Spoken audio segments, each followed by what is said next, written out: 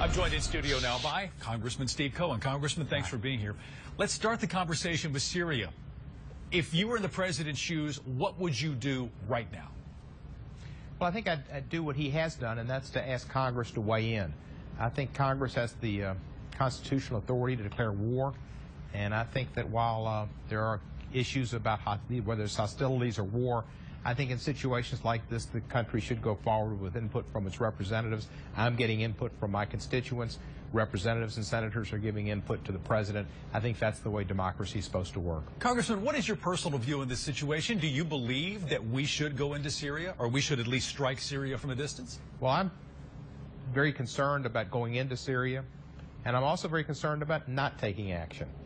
So, you know, it's a situation to where you've got to weigh all the information you get from your classified briefings, from your reading and studying, and from listening to your constituents, and do what, in the bottom line, you think is the right thing in your conscience for the country and for mankind. I haven't made a decision on how I'll vote.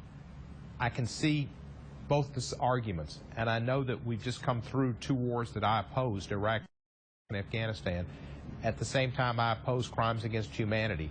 And I think about Rwanda, where we didn't get involved and we saw millions of people lose their lives. And most all Americans, including President Clinton, admit that was a colossal mistake for America not to get involved. We did the right thing getting involved in Kosovo, and we saved what could have been a genocide there. So you've got certain red lines that mankind has drawn, whether you should engage our military or not.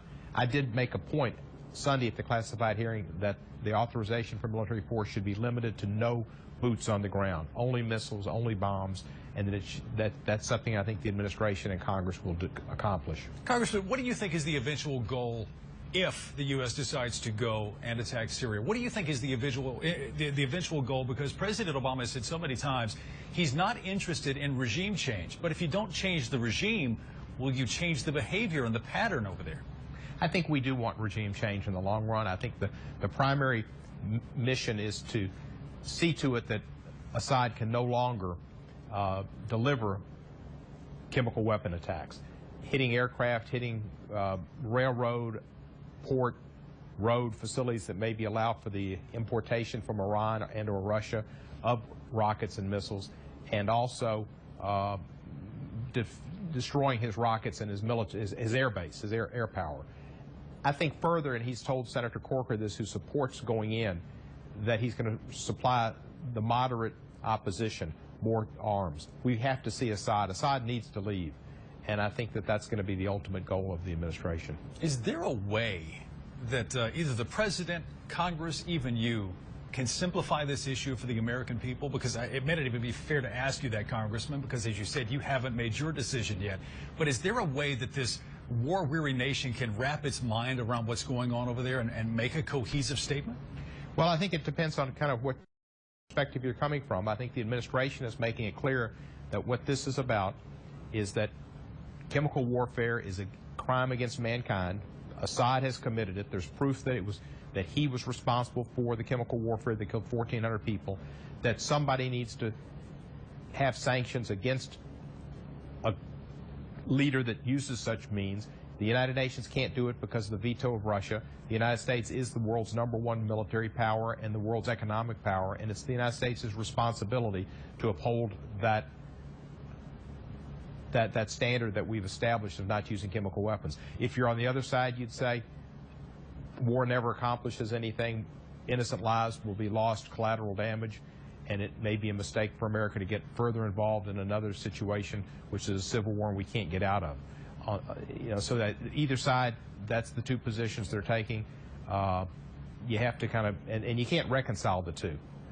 You've got to either come down on the side that America does have a role in the world to protect mankind from itself, and through lines that have been drawn for a century about man's conduct in war, or you take the position that war is not a satisfactory resolution of any issue, and more violence just begets more violence. Congressman, if I could, I'd like to change directions for a moment and talk about something closer to home. Delta Airlines yesterday, actually today, we found out about it yesterday, has officially, or even unofficially, de-hubbed Memphis. They've ripped, 85%, 90% of the flights out of here now. I know that this has been a standing point for you for quite some time, asking Delta to do the right thing to Memphis. Do you feel that is Delta just this unstoppable monster that just doesn't care about anyone but their bottom line? Well, I think it's really the airline industry. We've seen it happen where now you've got basically 5 major airlines, 6, I guess, including Southwest. The legacy carriers have merged. American and U.S. Air want to merge. As the mergers have occurred, the airlines have taken it to divide up cities and divide up routes. I think Justice could look at it as a monopolistic conduct, and I wish Justice would look at it that way. But Delta lied to us, and when the merger occurred 5 years ago, Delta said there are only 12 overlapping routes between Delta and Northwest. This will be beneficial to Memphis. Suggested we'd get a flight to Paris in addition to keeping Amsterdam. They lied to us about the hub. They lied to us about Amsterdam. They claimed that it was because of the rise of fuel costs. They knew what fuel costs were going to be. They planned to take it all to Atlanta the whole time. We were lied to. Richard Anderson is not a trustworthy individual. He lied to Memphis. And now the airport is back to the situation it was before we ever had a hub, and we've had a hub there for over 30 years. Unfortunately, the airport is larger than we need. I don't know that we'll have a time that we'll need an airport nearly that large, but that's what it is.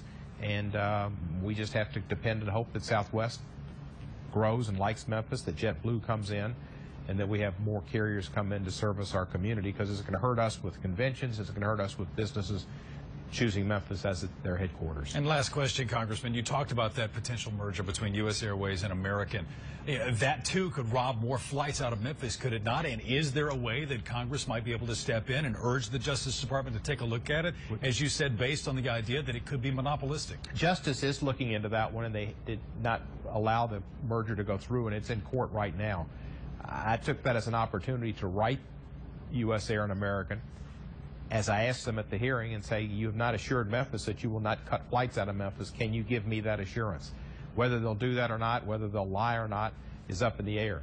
U.S. Air has 4 flights directly to Washington. I would hope that the new American Airlines, which should be called, if it does be allowed to merge, they will, that they would use Memphis more. We've got a great airport, great weather, great facilities, subsidized in large part by Fellow Express.